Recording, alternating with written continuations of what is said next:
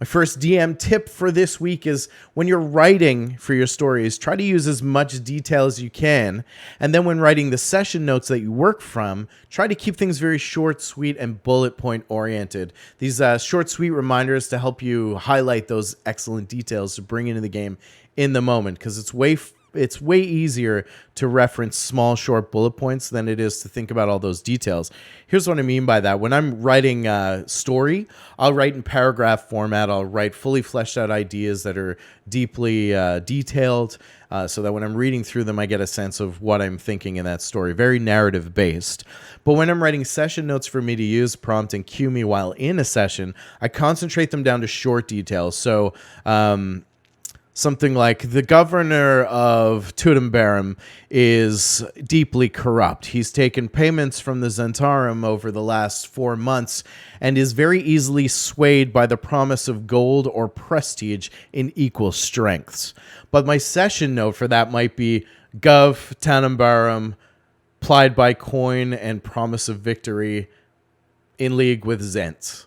Right? It's very short, sweet. That kind of lets me recall the things that I wrote very quickly. Because when you're in the moment of running a session, as we know, adrenaline's kind of running. You got 1,000 things to keep track of. You don't have all the time to kind of read through a paragraph, paraphrase it in your mind, and then deliver it to your players. So keeping things very short and sweet and bullet points allows you to quick reference those things, keep the story on track, and remember those fine details that will invariably affect the world and the stories that your players are playing through and building with you. My second D&D DM tip for the week is to remember that everyone at the table wants you to be successful. They're in your corner, so don't stress, don't overthink the game. Have fun, laugh with your table, and just enjoy it every chance that you get. What I hear most from folks who are looking to venture into the DM or GM territory is that they're always very hesitant because they want to make sure they do it right, or they're afraid they'll do it wrong. Everyone there wants you to have a good time. They're all rooting for you. They're in your corner. No one's looking for you to fail in those scenarios. So in the back of your mind, just remember that the people you're there to play with and deliver gaming experiences for, they want you to be excited. They are excited going into it. Positivity is really high, and there's very little that you can do wrong as long as you just relax and go with the flow. Have fun. And if the people around your table are laughing and having a good time, then you can just sit back and enjoy that. Don't force the game. Sit in those moments and enjoy them when your players are just bantering back and forth, even if they're just joking about something else. Because at the end of the day, at the conclusion of that game session, if everybody had a good time, then that's what it's all about. So you've done it right. Don't worry so much.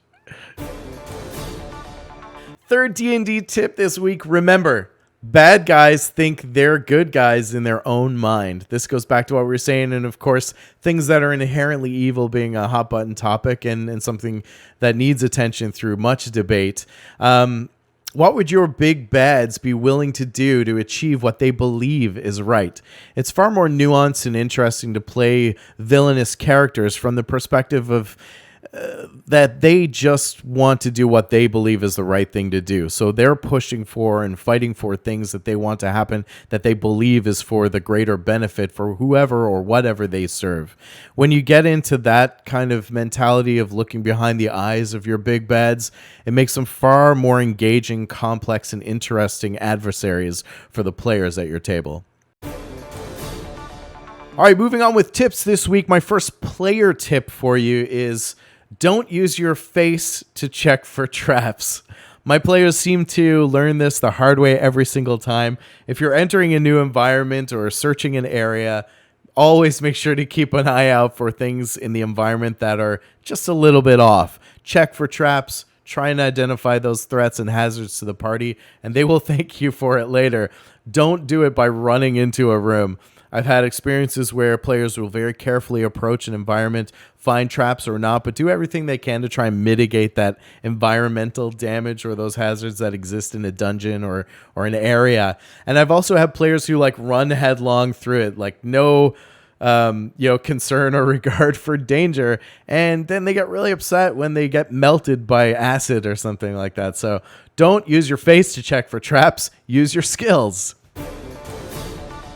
And my second player tip of the week is to get excited for your fellow players' backstories and exchanges at the table. Even when the spotlight's not on you, when someone else has the stage and they're playing through important parts of the narrative or interacting with NPCs in the game, you never know what important pieces you can pick up in those exchanges. So dial in, tune in, give them the space, and be a good audience member and a good player for them too. You never know what you might pick up or what you might learn about these people that you could be playing with for years to come.